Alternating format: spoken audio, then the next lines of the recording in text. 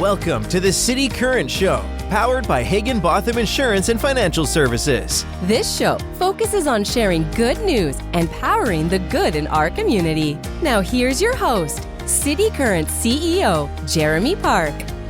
Welcome to the City Current Show, powered by Hagen-Botham. I'm your host, Jeremy Park. We're always honored to bring you inspiring stories of individuals and organizations making a difference and powering the good. And in this case, we're in for a treat. We get to talk about the world of professional tennis. We're going to talk about the business of tennis, the psychology of tennis, and so much more. We're super excited to have with us a storyline that goes from Memphis, Tennessee to UCLA to Wimbledon and the US Open. We're here with tennis professional Katherine Harrison. Katherine, how are you doing? Great. Thanks for having me. I'm excited to be on. Well, I don't get many chances to talk about tennis, so this is a fun one for me, but especially on your end because growing up in Memphis, playing with UCLA and, collegiate tennis at UCLA, and then obviously being a professional tennis player, playing on the tour, a lot of fun stories. But let's start with growing up in Memphis. Talk about where tennis started to come in for you in your life just as a passion as a kid. Yeah, so I was born and raised in Germantown. As a kid, I went to St. George's. Mom and dad both played tennis collegiately. My dad played at University of Washington. My mom played at North Texas. And my dad worked for International Paper, which is how they ended up in Memphis. And, their first date was playing tennis. So I joke that, I never had a chance. As soon as I was, I could walk, they, put a tennis racket in my hand. And, they did not force me though. I liked it. From a young age, my mom would take me on the back patio and she would just feed me balls. And secretly I would aim for this light on the side of our house. And, I would as a 4-year-old, I would be sneaky about it. I was like, oh, well, if I hit 2 balls away and then 1 ball to the light, she won't figure out that I'm actually aiming at it. And then one time I just beamed a ball at that light and it shattered. And my mom was about to get mad at me. And then she's like, I saw you were so excited about hitting that light. I couldn't be mad at you. And she's like, at that point I was like, okay, maybe tennis is going to be a thing for her. And it was. So I grew up playing at MUS, the Racket Club, Leftwich Tennis Center, all of the places in Memphis. And when I was about 11 or 12, my coach at the time, Peter Lebedevs, he's now the tournament director for the ATP 500 event in Dallas, the Dallas Open. Peter kind of took my parents aside and he was like, listen, she's pretty talented. If she really trains it, she could, do big things. I don't know what that would be, but she could be very good. But she's probably not going to get that way if she stays in Memphis. And he suggested that we look at tennis academies down in Florida. And I went and tried out, Saddlebrook and Bollettieri and Everett. And we ended up settling on this one called the Harold Solomon Tennis Academy. It was kind of more of a boutique tennis academy. There were only 20 or 30 students at a time. Every practice was a semi-private lesson. And looking back, that group of kids was, everyone was such a success. Everybody, I think not that they were the worst, but the worst, quote unquote worst, even though he was amazing, he went on to play maybe number 1 for Alabama, so it was crazy. And yeah, that was definitely a big turning point in my tennis career because I went from being a big fish in a small pond to a small fish in a big pond, when I got there, I was by far the weakest player. I went from taking, tennis lessons after school to, doing this as my job, essentially. Our practices were 7:45 until 10 in the morning. And for every minute you were late, you had to run sprints, ladders. And then there would be a break from 10 to 1:30 where you would eat lunch, do schoolwork. And then 1:30 to 3:30 was match play. And 3:30 to 4:30 was fitness. And then 4:30 to 5:30 was extra fitness. And where I came from, the Racket Club is, a club. And in kind of club posh settings, you can kind of the cool kids kind of slack off, I guess. And, they're kind of too cool to try. And like, oh, if I lost a match, I tanked. That was 180 flipped in Florida. The cool kids were the ones that did the extra fitness. The cool kids were the ones that tried the hardest and were the best players. And they made fun of the people who didn't try. They made fun, like everyone was like making fun of the kids who were losing practice sets. And like, I don't know about if that was a good thing or not, but like just the whole culture was different than what I was used to. And, so of course, then I ended up going to extra fitness because I didn't want to be the kid losing the practice sets and missing extra fitness. So, yeah, it ended up literally being like even more than 9 to 5 job. And I only did that for 1 year just because my parents had to live apart. My parents didn't want to send me to a tennis academy where I was just like boarding, my mom wanted to be with me, which is so fair. Like I wouldn't have wanted to go to a tennis academy by myself at 13. But yeah, after that, I went from being kind of like a good player in the South, Southern section to being, probably top 10 in the country, pretty consistently after that. Yeah, I finished my junior career in Memphis, had several different coaches, because at the time Peter was the tournament director of the old racket club tournament that used to be in Memphis. And he wasn't a full-time coach. He would always make time for me, and kind of oversaw my career. And if I needed advice in something, he would always be there to help me. But yeah, and so I was in Memphis the rest of the time. And then I went to UCLA for college. Before we talk about UCLA, though, was there a tournament or a moment where you thought, wow, okay, this really is something that I see a real future in professionally? So in other words, was there a big tournament win or a moment where you're like, okay, and I'm glad you already alluded to the difference of playing kind of club tennis, serious, but the difference of going in as almost like this is a profession. And to your point, how serious you have to be to take those big jumps to be able to pursue this at that level. So I'm glad you kind of already touched on that. But was there a tournament? Was there a moment where you're like, okay, this is where I want to go with my career? Oh, yes, absolutely. It was always, pro tennis was always like a dream in my brain, but like I wasn't hand selected at like 9 years old by IMG to be like, plucked from obscurity, like that wasn't me. Like I was always really good, but, I was from Memphis, it's just kind of like, it's not a Florida, it's not a California.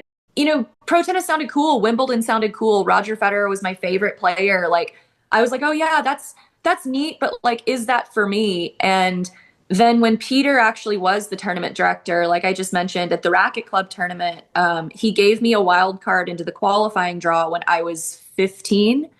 And he put me on the stadium court. And that was the first time like they announced my name. I walked down the tunnel. There were like full lines people. There was like the, miles per hour clocking your serve every time. Like, it was a little bit awkward because like some of my friends were the ball kids, that I'd done the junior development program with. But like I walked out there and, like everybody cheered when my name was called. And I was like, whoa, this is what I want to do. This is awesome. And like, that was the moment where I was like, whoa, okay, maybe I will actually play pro tennis.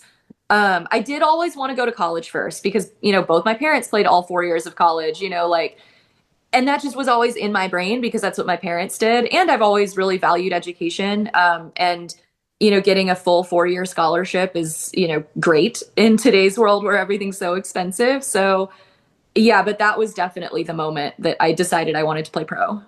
So talk about the transition to college tennis, playing at UCLA. We have a common bond there with one of my good friends. And so really cool that he was one of your coaches, an assistant coach, Giancarlo Cava. But talk about GC, but really talk about your experience at UCLA and that next jump, because when you talk about juniors and then all of a sudden to collegiate, now obviously you've already had a taste of professional tennis, but what was that like too?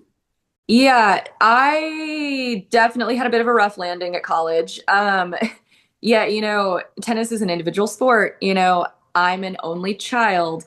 And then all of a sudden you're thrown onto a team. And that was a little rough for me, because I went in, I wasn't expecting to, play number one immediately, but, for me, I'm a perfectionist. Like, if I'm going to be doing something, I want to be the best at it, and so I'm like, okay, if, I'm playing college, I obviously want to win NCAAs. I want to play number one on my team. Like, how am I going to get there? Like, and and the coach is not GC at the time, because he only started my junior and senior year. The coaches at the time kind of had a different, my head and assistant coach had a different kind of vision for me. They really, I think, wanted me to be a lock on courts 5 and 6, which, looking back, as I'm older, like, that's so smart. I'm not going to lose at 5 and 6, but like freshman year me, I'm like, you're putting me at 5 and 6, like me, and you want me to stay here and just win matches. You don't want me to improve and not, they wanted me to improve, obviously, but like, they don't want to bump me up the lineup as I win, I didn't realize it was strategic. And, I took that probably a bit too personally. But there was a huge silver lining there. I've always been very talented, but through my career, I've struggled with, nerves, and I've struggled with playing kind of to the level of my opponent.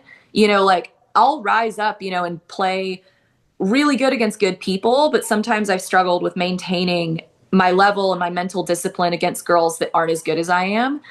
And playing 5 for my first 2 years, my first year, I just complained the whole time. And my second year, I finally, I kind of started to embrace it and really look at it as like, okay, this is a challenge for me, not in my opponents, but in that I need to maintain my level every single week. And like, that's the standard I need to hold for myself. And then that mindset really helped me transition when I was an upperclassman. My junior year was really when I took off, and I was still playing kind of bottom of the lineup, understandably, because my teammates were amazing. And I think at that point I kind of had like an epiphany, that I was like, okay, the only way that you are going to play higher in the lineup is if you literally do not win a match, or if you do not lose a match, rather. And that is what I did. I think I won 20 something matches in a row. And actually, one of my favorite memories from college is with GC, the Ojai tournament. I'm not sure if you're familiar with it, but it was the Pac-12 Championship. And he was my coach, on the court every day for the dual matches. And he was my coach for the Pac-12s as well. And I had never competed in the Pac-12 tournament at that point, because the top draw at the time, they do a team versus team format now, but at the time, they took the top 3 players from every Pac-12 team and they put them in the championship draw, and they took the bottom 3 players and put them in kind of this secondary draw. And, that was always around midterms for us. And one year, like, my foot was hurting a little bit. And so I just didn't play my first 2 years, because I was like, well, I'm not competing for the actual championship, and it's before NCAAs. I don't want to risk an injury. And anyway, so my junior year, I finally played. And the only reason I got that spot, the last spot in the top draw, was because, 2 of my teammates, one of them had midterms and the other one was, she was injured. And so I came into that last spot and I won the tournament. And I beat, I was playing 5. And I went in and beat, I think, Cal's number 1, Stanford's number 1, USC's number 1, I think Oregon and Utah, all in one tournament. And so that was a really pivotal moment for me, because that's a huge title. And that was the first time that I was like, okay, wow, we're on this upward trajectory. I've created a good baseline for myself the first 2 years, like learning how to win matches, overcoming kind of my mental shortcomings. And then junior year, I'm ending the season on a high. And then, senior year, we can really springboard onto the pro tour, and that is what happened. I ended up playing number 1 singles and doubles my senior year. And it was, my college career definitely ended on an upswing. Well, when you talk about going from that sort of success in college and then saying, okay, now I'm going to take this another step up and go and pursue this as a professional tennis player, talk about what that's like, because that's a whole different world. Oh, yeah, it is. Professional tennis is a whole nother beast. Because in college, you're a student athlete. You are first and foremost a student. Sometimes when I would get nervous in college, I would calm myself down on court by being like, no matter what the result is today, you still have that paper due tomorrow. Your friends still want to go out to dinner with you later. You're still going to play Colorado and Utah next weekend. No matter what happens today, your life doesn't change. That is not the same on the pro circuit. Your wins and losses dictate your entire way of life. You can either be in, $50,000 of credit card debt, or you can have, like I think in Architectural Digest, Maria Sharapova just sold her Manhattan Beach home for like 25 million. You know what I mean? Like there's quite a disparity there. So it really does get to you mentally. And that is such a huge transition, because also in college, you have your support system, you have your whole coaching staff, you have your teammates, you have your friends. In pros, it's like you lose and you're done. You go sit at home in the hotel and think about your loss. Your practices that week, you're having to practice on courts, on like right next to match courts, and see the girls succeeding while you lost. All your practices are based around, what do I want to get better from my one loss this week? And it's like your entire life is dictated on your wins and losses, and you lose every week. Like I said, my junior year, I went 2 or 3 months without losing a match. That doesn't happen in pro tennis. I mean, even, Roger Federer, I think at his best, like whatever his 2004 season was, when he lost like 6 matches the whole year. I mean, he's still losing like once every 2 months,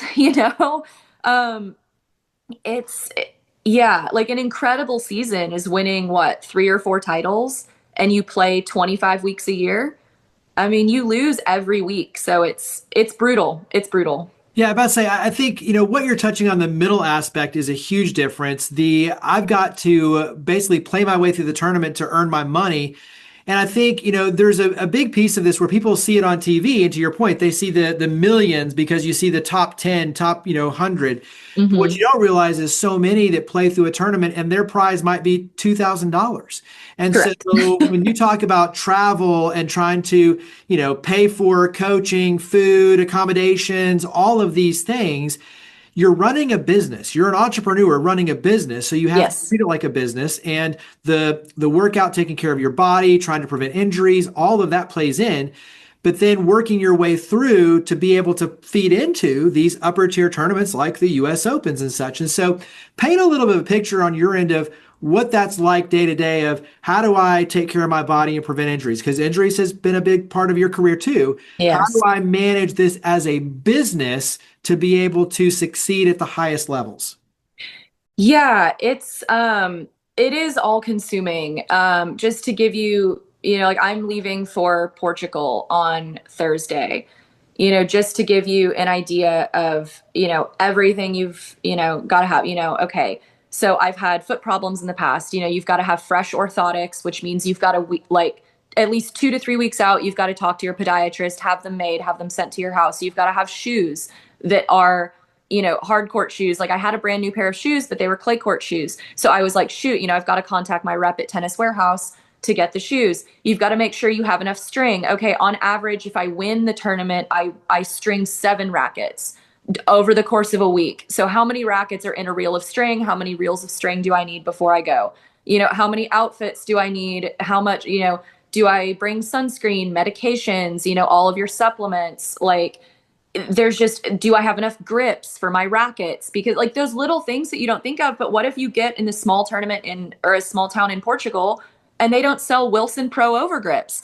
I've never played a tennis match without a Wilson Pro overgrip in my life. That would be enough to throw me off. And as you know, as a tennis player yourself, tennis is a game of inches. You can't afford to, not have the best equipment. And, okay, so I'm switching time zones. So it's like, you've got to find a melatonin that is WADA approved, which means you have to go on their website and search through all of the banned substances.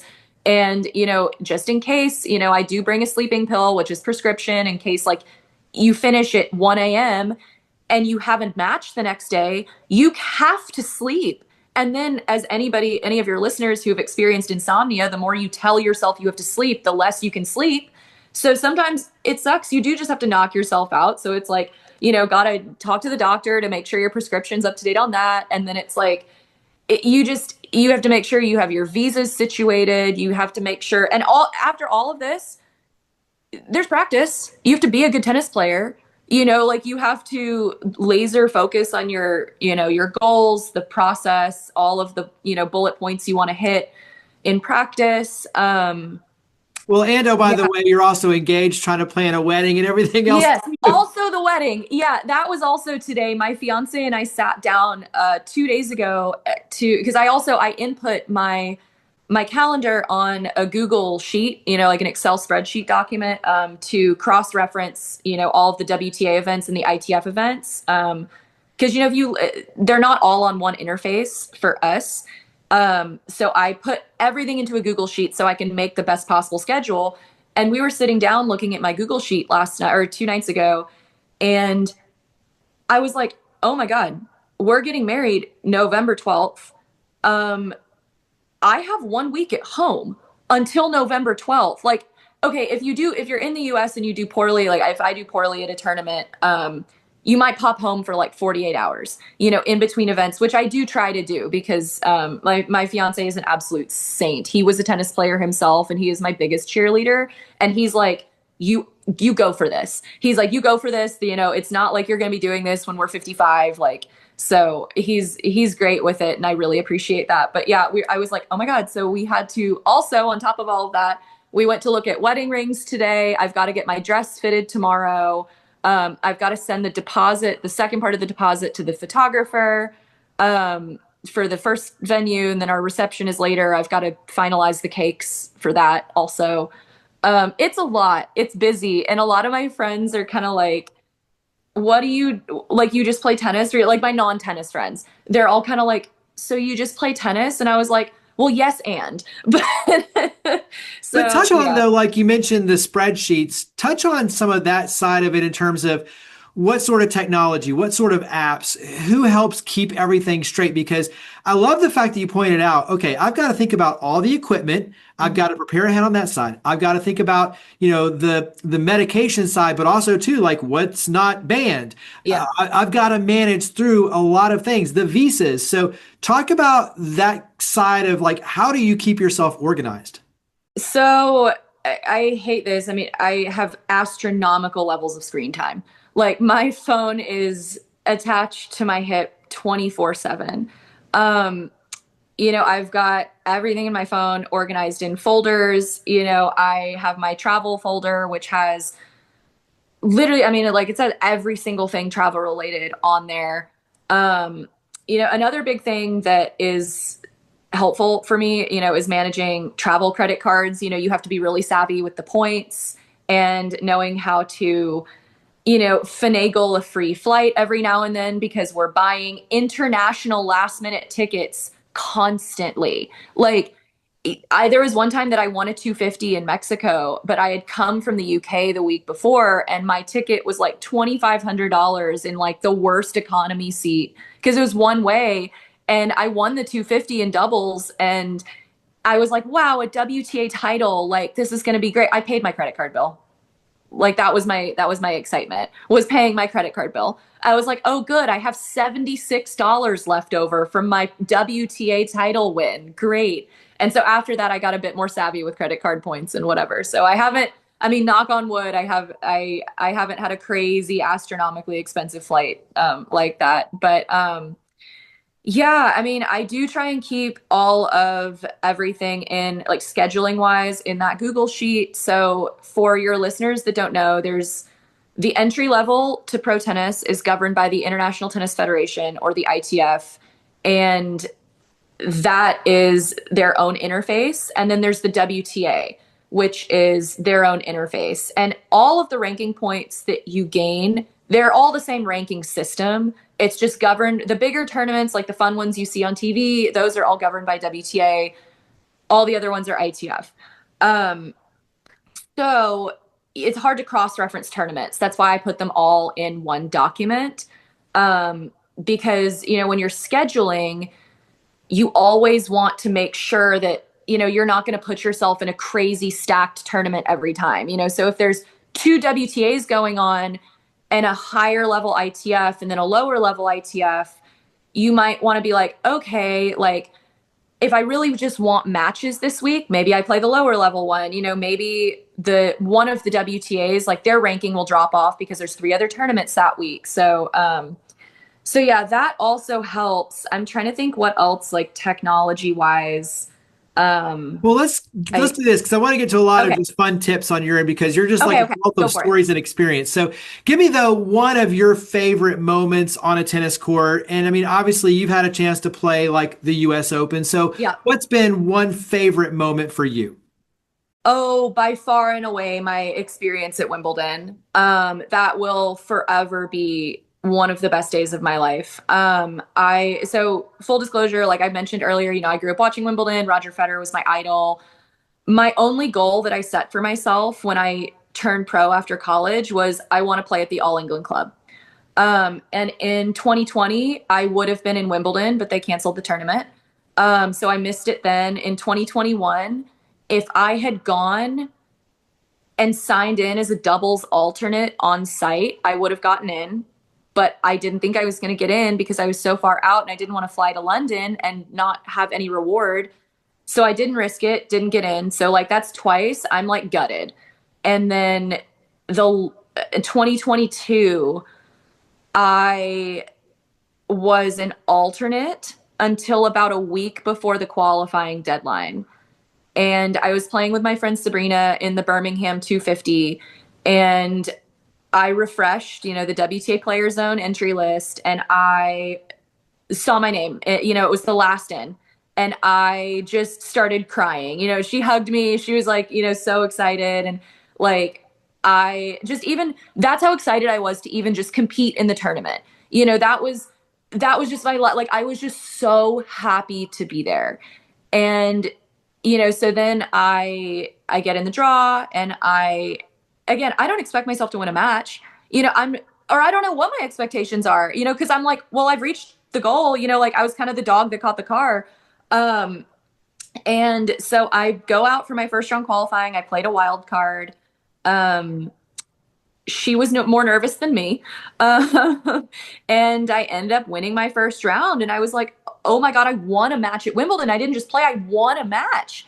And then my second round match, I was so nervous. I couldn't like hit over the ball. So I just sliced the whole time and it was on grass. And the girl I played had like a mental breakdown. She started yelling at her coach. She was like mocking me and my slices. Like I was turned around because after every point I was about to like puke. I was so nervous. And so I would just finish the point, wouldn't even pump my fist. I would just like turn around to the back of the court. And my coach told me all of this afterwards. So I win my second round match. And then all of a sudden, I'm in the final round of qualifying. Like if I win this match, I could play Serena Williams in like 3 days. And so I went from like, qualifier from Memphis, just happy to be there, like to, oh my God, if I win tomorrow, I could play Serena, much less like the money. This is more money than I've seen in my life. Final round qualifying, I think is like, it's the difference between like 40,000 and like 68,000. It's significant. And for me at the time, that's huge money. I think the most money I'd made in a week up until that point was like, $4,000. And so anyway, I go out there and I start the match. I'm like, okay, just nice body serve, easy middle of the box, start out with an ace. And I was like, oh my God. And I was like, I didn't aim there. It went there. And basically the whole match went like that. I was up 6-1, 5-2.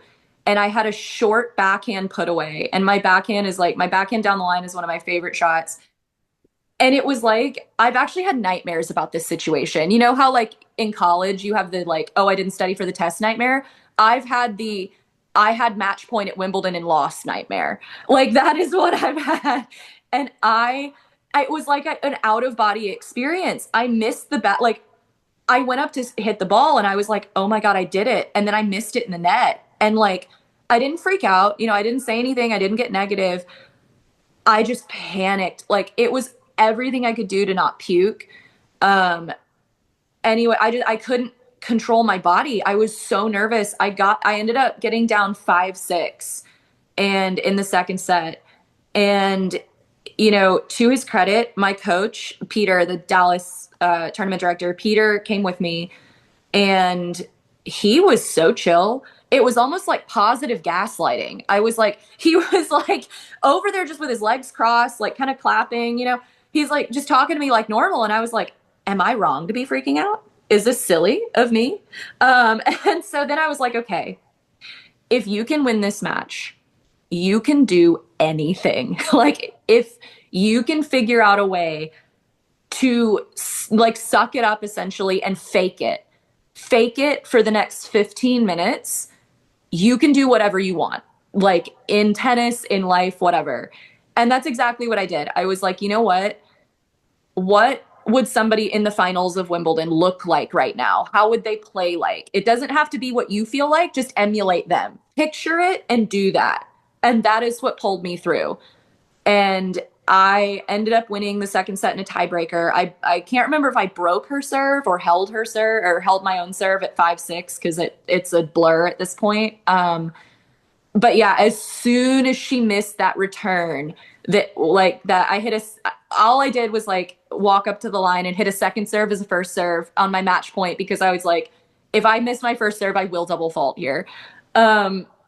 And she missed it, and I just like full sobbed. Like, I had won the whole freaking tournament.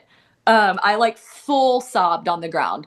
And yeah, that was probably, even if I win, a Grand Slam title, like, just because that was that first taste of Grand Slam tennis, like, that will forever be like one of my favorite memories. Cause like, I have a lot of, demons from when I was a junior of like, being the talented kid that choked and, never succeeding in the big moments. Like when my team in college won the national championship title, luckily my teammates had a great day. I choked my match. I choked in the biggest time. But, I keep putting myself in those positions, and that's what I told myself at Wimbledon, like, even if I choke this, somehow I'm probably going to be at US Open. I'm probably going to be at Australian Open. I had played the French Open in doubles, like, and so I told myself, like, even if it doesn't feel like you're going to have this opportunity again, somehow you keep putting yourself in these big positions.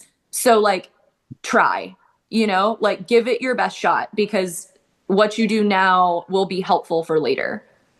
Well, I just greatly appreciate the honesty, because I think every single tennis player, whether they'll admit it or not, struggles with everything you're talking about, right? Like, you have those nerves, you have the moments where you're like, oh my gosh, I can't hit a single thing. Like, I'm so nervous. And even though the outside may never see that, internally, you're fighting your own demons. You're dealing with all the pressure and the stress. And you're like, I don't know if I can hit this serve. I've got to just, I'm going to dink this thing in because I could double fault. Like, all of those thoughts go through your mind. And I think that's what makes tennis so special, though. It's the psychological chess match, not only with the opponent, but with yourself. Yeah. To your point, when you continue to put yourself in those opportunities, even though you might have the falls, you scrape your knee, you fall down, in the end, you have a chance to rise above it. And to your point before, if you can do it in that moment, you can do anything in life. And I think that's the power of overcoming adversity and the beauty really of why people love playing tennis. I mean, that is it, is because you have a chance to overcome yourself, to triumph and rise above not only the opponent, but yourself, and put all that away and say, I can go through anything now, and I can succeed. And that carries over into your life. And it really does change the way you think and you see yourself. And I think that's the beauty, is everything you're talking about, it just creates a whole different Catherine Harrison.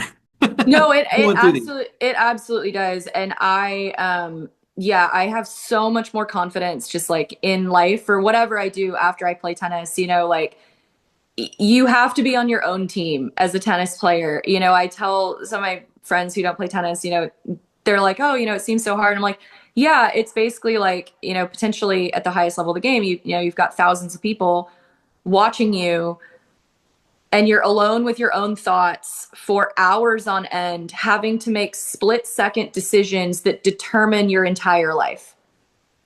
Like no wonder, Medvedev last night lit up a racket or whatever 2 nights ago. It's like, part of me is like, okay, you look like an idiot, buddy. But like the other part of me is like, I kind of empathize, like tennis will make you insane sometimes, but, and I still will be crazy sometimes, but I definitely have grown a lot because of, like you said, all of the adversity I've had to face. And eventually, I have the luxury of saying now, whatever results I post in the future, I have the luxury of saying I have succeeded at the biggest times of my career. But that success was because of all of the losses and all of the heartbreak that I had experienced prior, Well, let's do a couple of things to wrap up. One is, what's some of the best coaching advice you've ever received? So from all of your coaches, what's the first thing that pops into your head? Because obviously you've had, endless amounts, but what's the first one that pops into your head is helpful coaching advice?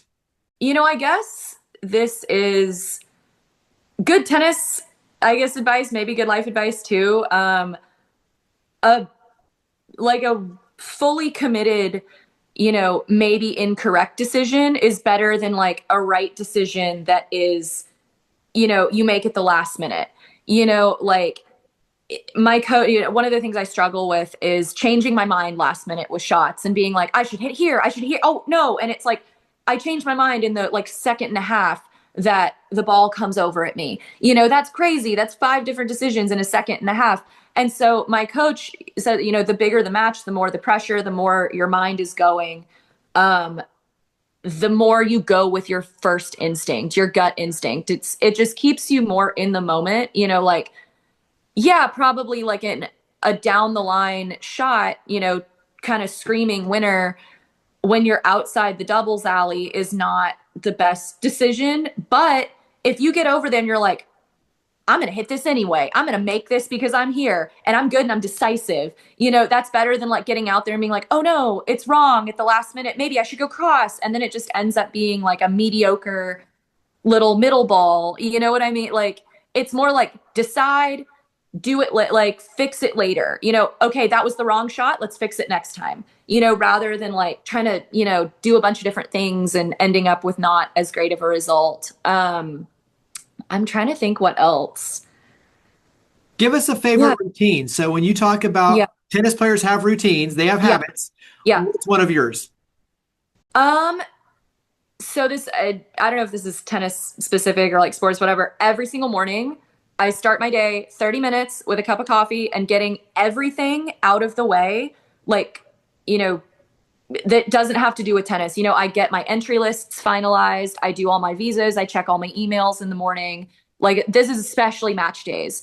I'll meditate a little bit. If I'm not traveling with a coach, I will write down in my journal, like bullet points of things that I want to focus on in the match that day.